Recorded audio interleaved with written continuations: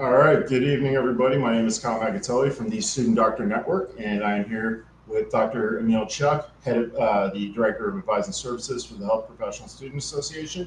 And we are going to answer any and all questions you guys might have about the process of returning to school while preparing for and or managing your health school applications. Dr. Chuck, how are you doing tonight? Hi, good. We're doing pretty well. Hope you're doing okay. Nothing to complain about. You know, it's that's the objective. That's the objective take.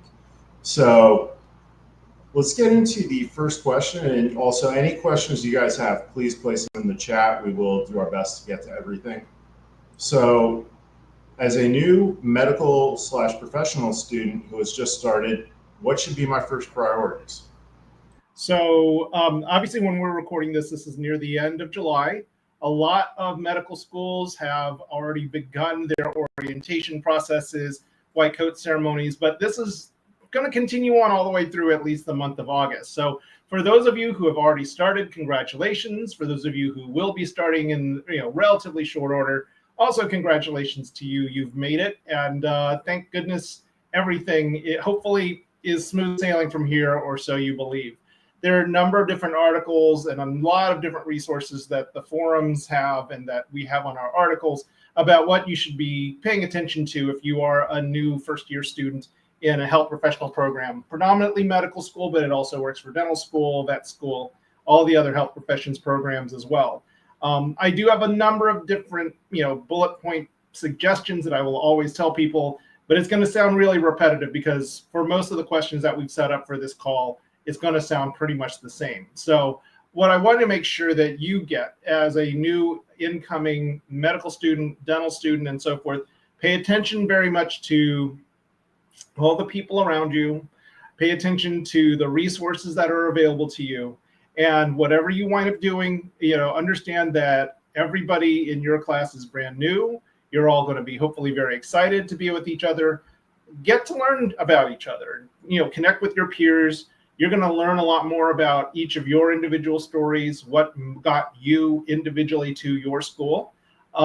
Maybe you'll get some very interesting new best friends, hopefully, from the whole process, including some great study buddies, whatever ever happens. So certainly connect with the people who are also incoming students along with you.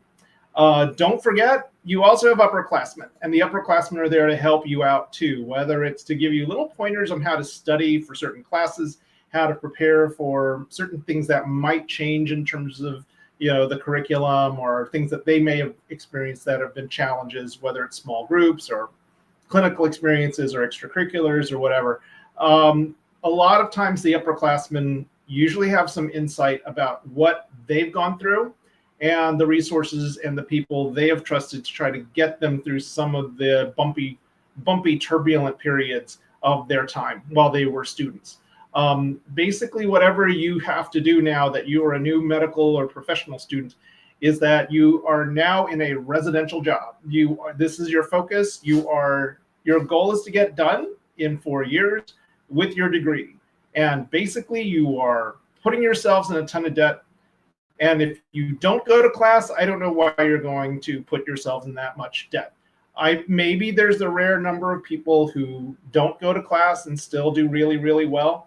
That is the subject of many, many different funny videos that get to be produced by medical students when they do their sort of showcase review fundraiser for whatever cause that they do have sometime in the middle of the year. But needless to say, you're paying a lot of money to be educated. And so it's really incumbent on you to at least be able to go to class, get used to and talk to your professors, find out obviously from your students and your other peers. You can figure out how valuable that is, but that face time is really going to be very important, especially early on during time. So get to know the people around you. Hopefully you enjoy your time that you are there and figure out very, very quickly who are the people that you want to have as part of your team to study with and the people that will help you get to that next level in terms of really doing well and succeeding on that first battery of exams that are going to come probably in about 3 or 4 weeks from now.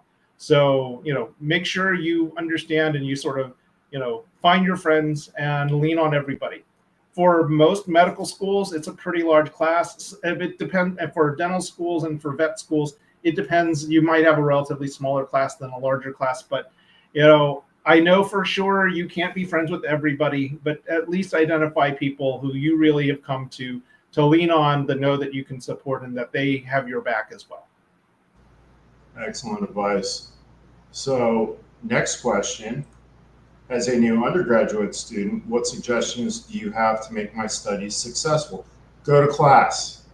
Basically, yes. At the very minimum, go to class and make sure you do go to class and try not to skip around it or anything else. Unlike the medical students, you don't necessarily have a group of upperclassmen trying to tell you what classes to take and what's worth taking and not taking. And I have no idea about the rate your professor type websites on how reliable they are one way or another. But you're in a different position. You really need to get to know your professors. However many times we've seen people go into the application process saying they never knew who their professors were from large lecture classes. And I certainly understand for super large lecture classes, it's really hard to know who your professors are. But there are ways around it. You do have people who do get to know their professors. They go to office hours. They ask questions. They go to socials or departmental socials that the program allows, your department, if you're a biology major or if you're in chemistry for sure, they'll organize socials that you get to meet and greet everybody who's a faculty member in that particular department. There might even be opportunities where that department hosts something like a research showcase so that there are various professors that will say, hey, I have some space in my lab and here's something that our lab is doing. We would love to have people be interested in working in our lab, whether you are just basically doing all the glassware, scrubbing and cleaning all the glassware, or ultimately getting on to at least the early stages of some sort of a project.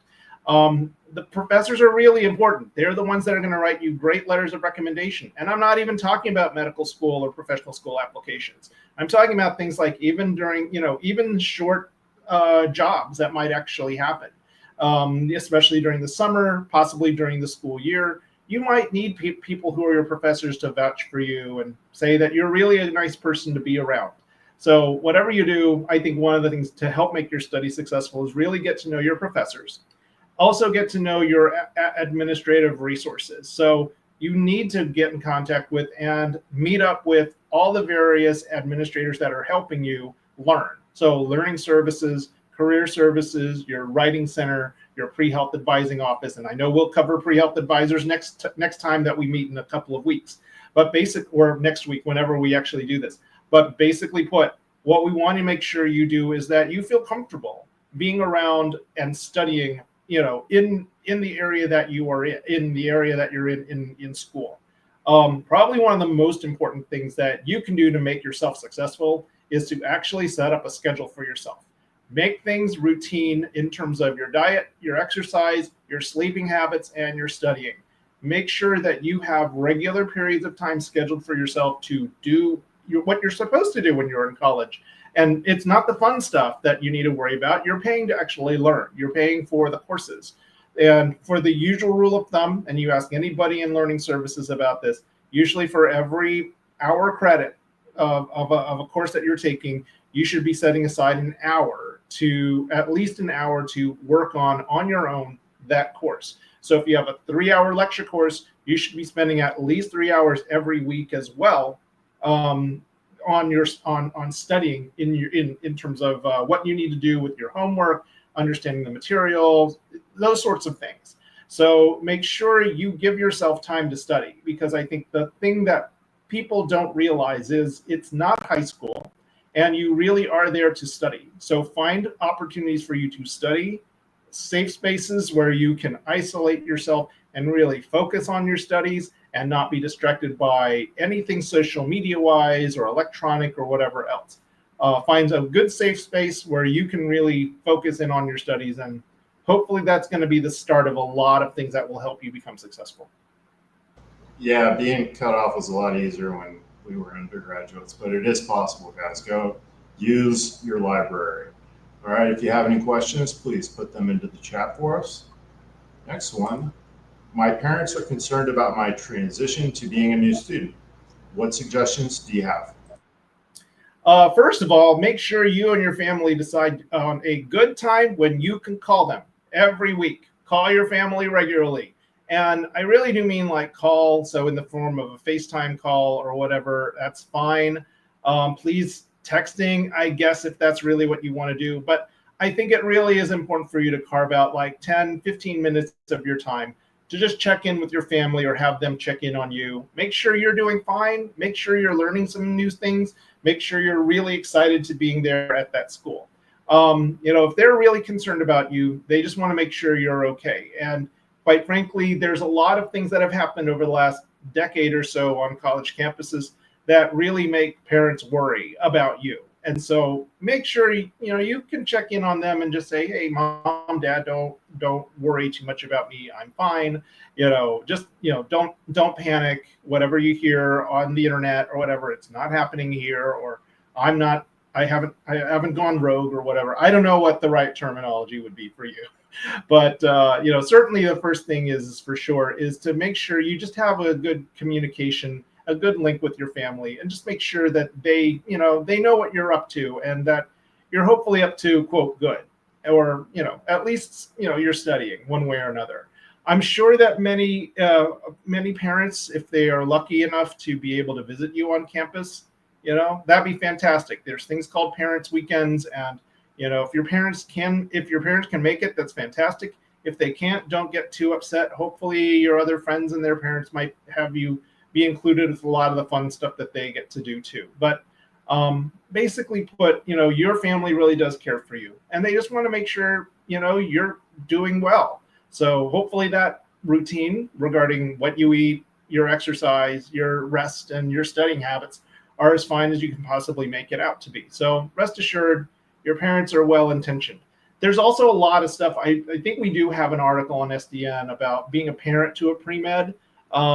I do encourage, if you wanted to show your parents an article about what you're trying to pursue in terms of a health professional career, what they should be prepared for, you could share that with them. We have some articles, and I'm sure there's plenty of articles on the internet, and I'm not sure whether your pre-health office might have something, but depending on where you go to school, your pre-health advisors probably have something that they would be more than happy to speak to your parents and your whole family about regarding being a pre-health student on their campus.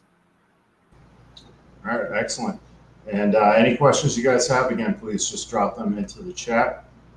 So the next one, I'm transitioning from community college to undergrad. What should I do? So I did this, and once again, you go to class. Like, the classes aren't harder. There's just a lot more external distractions. Yeah, and hopefully there's more people who, if you have suggestions, certainly send us a note. Put it in comments if we're on YouTube or something. This is in a recording stage. Let us know what some of the suggestions that you've had that seem to work for you. For transitioning from community college to undergrad, yes. Basically, if you've never been to undergrad before, one of the things that is very intimidating is navigating an undergraduate campus. Most community college campuses are pretty open and pretty easily navigable in terms of, okay, here's where parking is, here's where this office is in terms of the administration office, here's where your classrooms are, and so forth from there. A lot of universities are not really set up that way. They are in a lot of cases, much more walking campuses, but that also means you got to park pretty far from the rest of campus. So I think one of the big challenges from transitioning from a community college, climate or environment to undergrad is understanding that, a lot of undergraduate programs, there's a few that probably are very more commuter friendly than those that are not. But navigating campus, knowing where things are, knowing where offices are and resources are, is probably one of the more challenging things that community college students have to learn how to adjust to. And it helps if you wind up being a residential student, quite frankly, but it is still pretty difficult to sort of navigate how things are. The language and the terminology is a little bit different, where where your registrar is, where all of these other resources are going to be pretty much different and set up. Now, for the most part, when you applied to transition to be enrolled in an undergrad program after community college, you hopefully will have had some sort of a small orientation. if you've never been to undergrad before. Usually those undergrad orientations are set up by the transfer student services office. And so get to know them very well. Try to figure out from them what are some of the resources that they leverage, or they can find, connections for you if you're having difficulty. Especially, when it comes to living on or navigating a regular campus. So, or a regular undergrad campus. So I think the big challenge is really getting to know your environment. And then, of course, having to get to your class can be a little bit more challenging if you don't budget in for yourself, the parking time and getting to the classroom. And what if it's bad weather and all of those other sort of things. So really, when you get your own routine to attend all of your classes and stick around on campus so that you can study in the library, or maybe you can kind of meet some other students that are with you. That's one of the big challenges I think you would have, but in time it will help. And I think one of the big challenges for those that come from different campuses is really making friends, finding people that you can really lean on. In many cases, if you are doing some of the didactic labs, so you're taking, organic chemistry lab as a former community college student and now you're an undergrad, hopefully those smaller classes, the opportunity that maybe you might have a lab partner or a small lab group that you will be working with, that gives you a little bit more opportunity to sort of connect with other current undergrads. And again, I think the important part is get a small group of people to support you, and you can support them as well. So as much as you can connect with and lean on yourselves as your peers, that will be very helpful. Many undergrad programs also do have learning assistants or supplemental instructors or teaching assistants. Lean on them as best as you can. Go to office hours if you need to, if you're going to be on campus. Do whatever you need to do to just make sure that, as a former community college student that transitions to an undergraduate campus, don't get to, things are going to be a little bit more strange, I guess. And so whatever you can do to find yourself an opportunity to acclimate with other peers of yours is going to be very helpful and useful. I know this is a challenge, especially for first generation students and people who've never had to navigate living on a campus before. But this is one thing that I think really winds up being a big challenge and is one of the big barriers that most people have when you're coming from a community college environment and trying to go through a pre-health or pre-med track.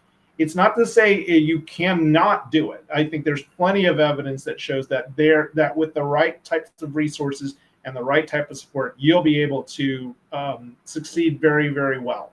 And many schools are going to be out there looking for people who show that type of resilience and show that type of ability to adapt from a community college environment to undergrad, and just making sure that you actually can do very well in that sense. But being connected with and finding yourself in a network with your peers and getting to know your professors is very important. Excellent advice. I did very little of that when I went to the university, and it was a mess because of it. I think 80% of my problems would have been solved just by going to class. But, if you guys have questions, please drop them in the chat. This one, I'm pivoting from a prior career to pursuing pre-med, pre-dental, etc. What advice do you have? I also did this. It's going to take a few years. Accept that one out the gate. So again, a lot of the advice that I'm giving in this session pretty much overlaps with each other. I'm just trying to chunk it into different groups. So take a lot of the advice to heart. So if you are pivoting from a prior career, you're coming from a different place and you're thinking about doing pre-med, pre-dental, and what is your advice?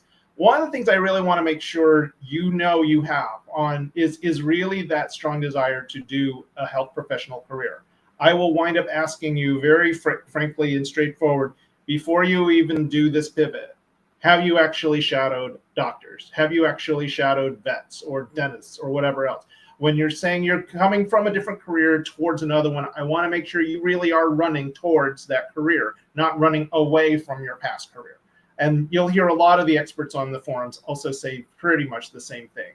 So whatever you wind up doing, we just want to make sure whatever you're doing it for a purpose, for you're attracted to that new career path.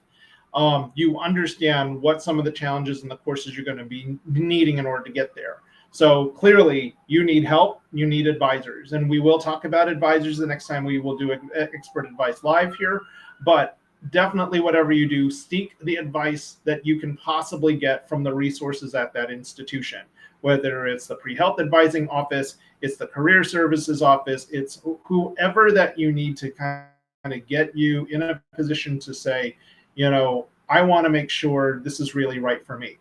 The other very important piece of advice, not just for people who are pivoting, but for everybody that we've grouped in before, think very carefully about your finances and what exactly are you willing to save or sacrifice in order for you to stay on the so-called straight and narrow towards a health professional career. We understand, and I know, and I can completely get, going to college and doing undergrad and doing education, higher education is pretty expensive. And so if you're coming from a prior career where you've had a pretty, hopefully comfortable salary, and you've been maybe able to support a family, making this type of transition really requires a lot of thought, a lot of consideration about what do you have to save? What are some of the sacrifices you and your family have to make in order for you to realize this particular dream of making this career transition? What sort of support do you have from mentors, people maybe a little bit ahead of you in the game who are hopefully encouraging you to go on that particular track?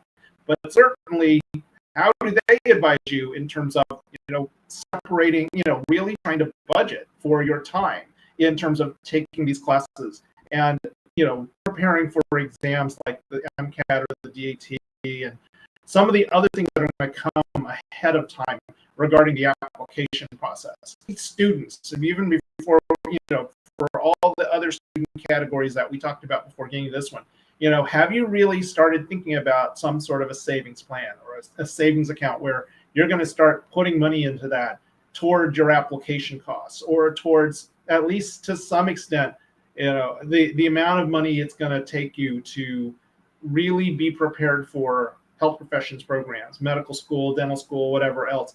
At least put a deposit down on a good apartment wherever you wind up going. So these are things that I want to make sure you think about on the financial side, which is really critical. If you're making that type of career pivot, make sure it's something that you really want to do instead of you're running away from something you've previously been doing, and that you and everybody involved in your decision, including your family members, are on the same page when it comes to the financial the difficult conversations of finances that are going to come with making that choice. Yeah, that is all extremely pertinent.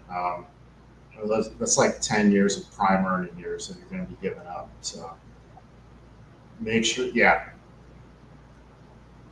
Next question, what are common pitfalls for those starting their education, such as in a post-bac special master's program?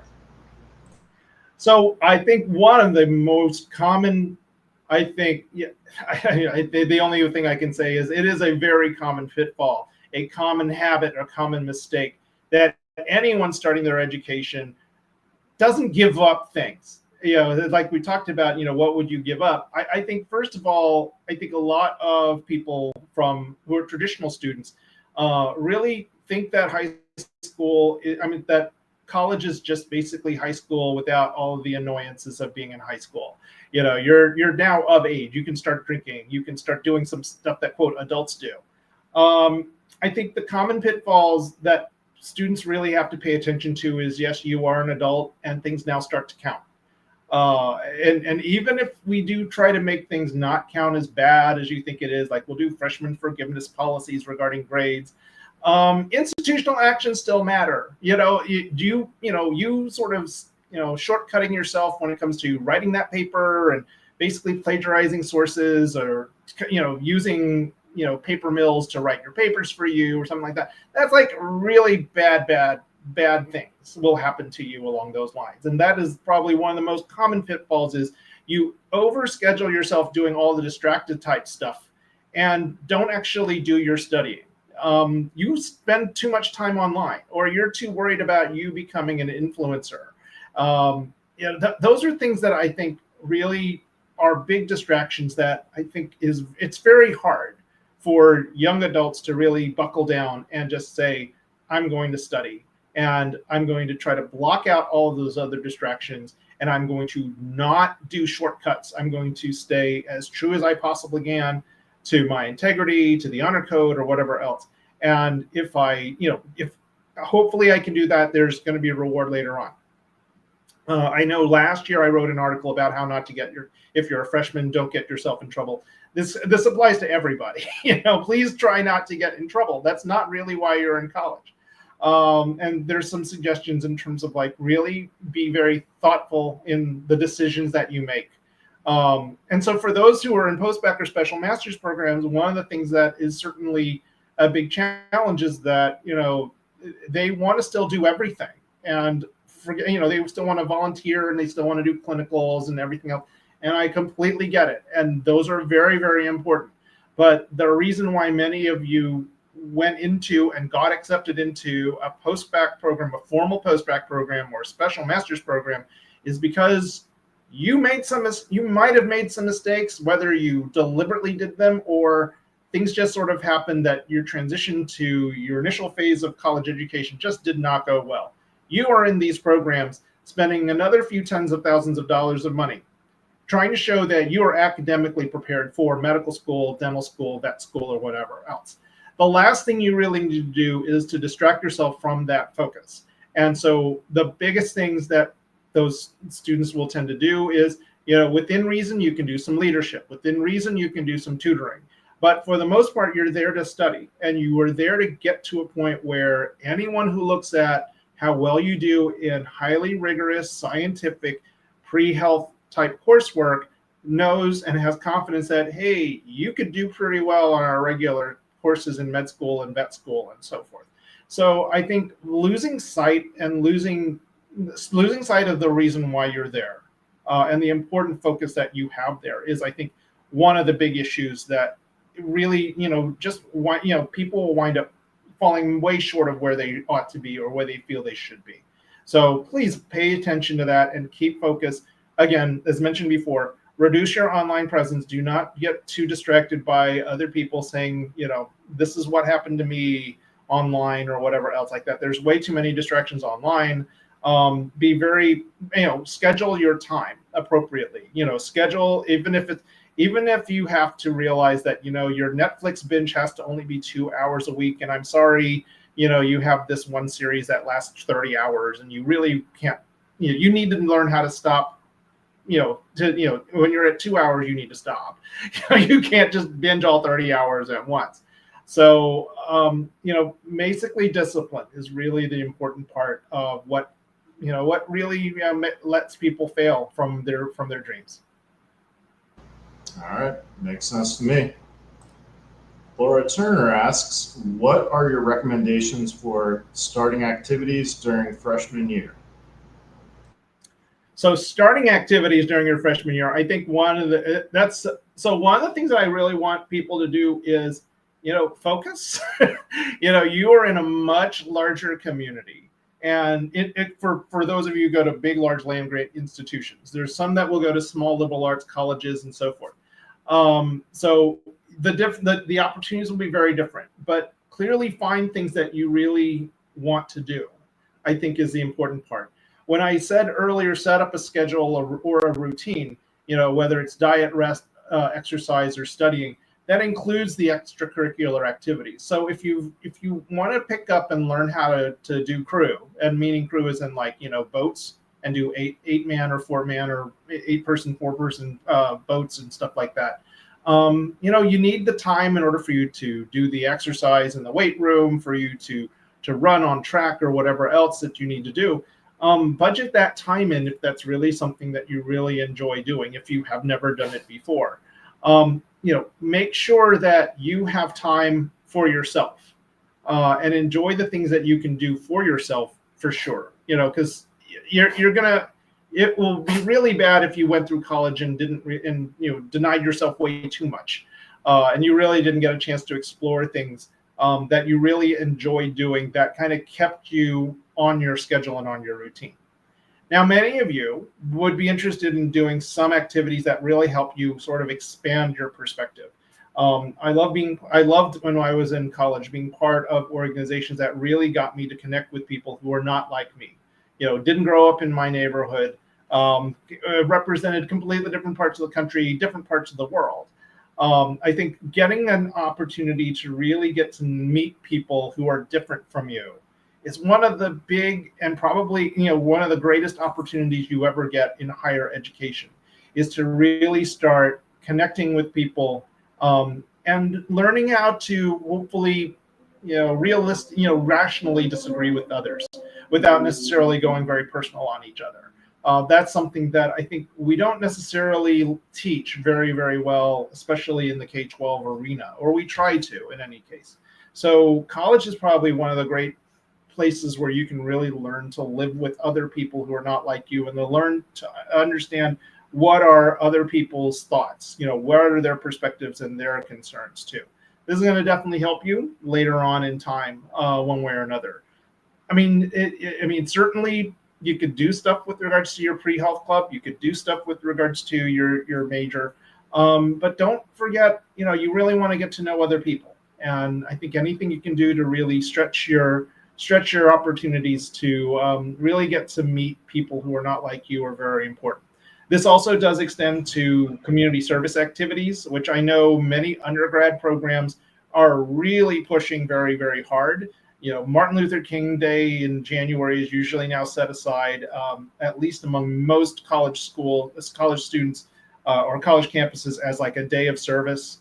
And so many offices have like this list of like dozens and dozens of opportunities where you can go and you can serve your community around where your campus is located. There might even be such a day in your orientation for many of you. And so every one day during orientation week, or it could be over Labor Day, or it could be over the mid October holiday, Columbus Day, Indigenous Peoples Day, whatever you want to call it. So there are opportunities where you can serve others in that sense, and I wouldn't push back when it comes to taking advantage of that. All right, that's sound advice. Any questions you guys have, again, drop them in the chat, please. So here's a fun one. Let's say fun for this. What are medical schools looking for? Well, certainly they're looking for, I guess, if we wanted to use various cliches, very well-rounded, academically capable people. And so very well-rounded is a lot in terms of, what exactly does that mean and look for. So at least when it comes to this topic for this context, in terms of, starting off as a new student in a new environment, what are medical schools looking for? They want to know how you adjust to new environments. How do you get to connect with people who are not like you, connect with people who, how do you face challenges? How do you set up a schedule, become very disciplined for yourself? So a lot of things that we've already covered, are pretty much what most medical schools are looking for. But if I want to give you certain actionable things that I know medical schools are looking for, one of the things I definitely want to ensure you, while you are in school, you need to know how to do that medical schools are looking for: learn how to write well. And I mean write well without using AI to do everything about your writing. Really learn how to read some sort of an academically dense document and glean important points from it, and learn how to critically analyze it. Do you agree or do you disagree with this person's perspective? Learn what we want college students and undergrad education to be all about, which is, the critical thinking pieces. And, not just on the analytical and the academic side of things, but, be a critical thinker when it comes to your decisions, when it, in terms of scheduling your time and sort of putting priorities for yourself. It's really important that you learn how to communicate, learn how to write well, learn how to read well. And I don't mean write personal statements. I mean, you should be able to write papers. You should be able to write regular layperson's copy, good emails, for example, would be really nice. Whatever persuasive papers that you have to write, or persuasive copy when it comes to, hey, I want you to give money to our fundraiser for this particular cause. Do whatever you can to write well and not rely on AI for generating it for you. Use AI as a tool to kind of give suggestions or whatever is appropriately allowed for you in class. Make sure you learn what your syllabus says with regards to your use of AI, but above everything, learn how to just pick up a pencil or a pen and a piece of paper or a tablet if you'd have one of those, and just learn how to write well and without any other input. Just learn how to write well, even if it's something creative. Learn to write poetry. Learn to write some sort of a short story or some sort of do something for yourself that you can express for somebody else about who you are or how you're feeling or whatever else. If you want to journal, please journal. And we will ask people a lot of times, if you want to go into medical school or health professions programs, journaling is a really good activity for you to sort of process the things that you might be experiencing while you are in school, or even going through shadowing or doing some community service opportunity. Whatever you wind up doing, learn how to write well in whatever context that you have to write for. If that above everything, that's going to help medical schools find who you are. And, at least on a transactional nature, for your application purposes, medical schools are looking for people who write well.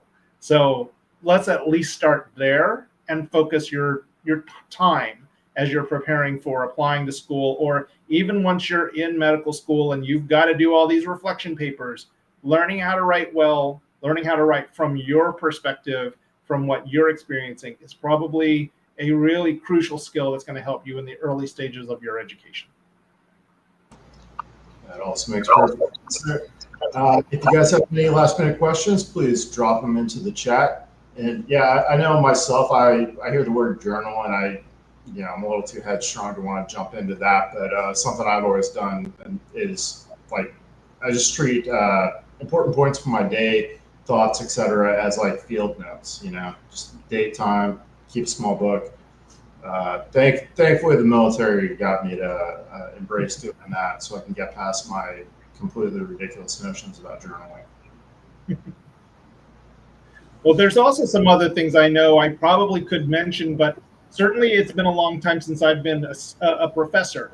So I do know that a lot of things that students really are looking for are ways to be more effective in their studying. So, ask around, ask some of the upperclassmen, ask the TAs at the very least to, suggest for you some very good trusted resources and sources to help you study, whether it's for the science courses or the humanities courses that you happen to have.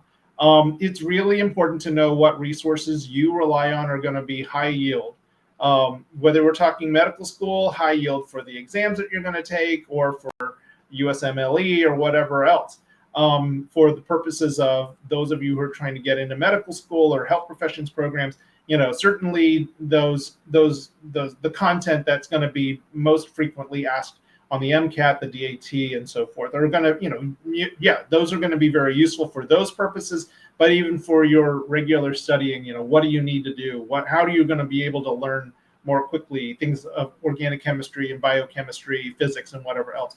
What are some of the resources that are real high yield?